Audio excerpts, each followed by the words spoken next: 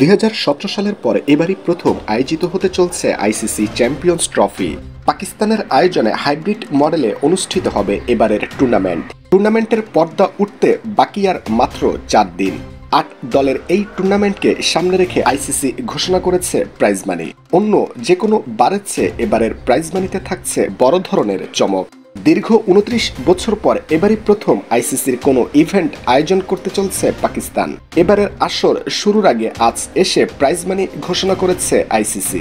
Champions ট্রফির এবারের আসরে বিজয়ী দল পাবে 2.24 মিলিয়ন মার্কিন ডলার, যা বাংলাদেশি টাকায় প্রায় 29 কোটি টাকা। এছাড়া 9 মার্চ ফাইনালে যে দল হারবে অর্থাৎ রানার্স আপ দল পাবে 1.12 মিলিয়ন ডলার, যা বাংলাদেশি টাকায় 13 কোটি টাকা। এছাড়া সেমিফাইনালে খেলা বাকি দল পাবে 5,60,000 ডলার, যা বাংলাদেশি টাকায় 6.5 কোটিরও টাকার বেশি। এছাড়া গ্রুপ পর্বে ম্যাচ খেলে যেসব দল জিতবে প্রতিটি জয়ের জন্য দলগুলো পাবে 34,000 ডলার বাংলাদেশি টাকায়, যা 41 লক্ষ টাকা। টুর্নামেন্টে পঞ্চম ও ষষ্ঠ স্থানে থেকে টুর্নামেন্ট শেষ করা দল পাবে 3.5 লাখ ডলার। সপ্তম ও অষ্টম স্থানে শেষ করা দল দুটি পাবে 1,40,000 ডলার।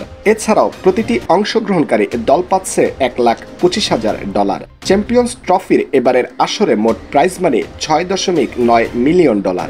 2017 সালের চ্যাম্পিয়ন্স ট্রফির প্রাইজ মানির চেয়ে 53% বেশি।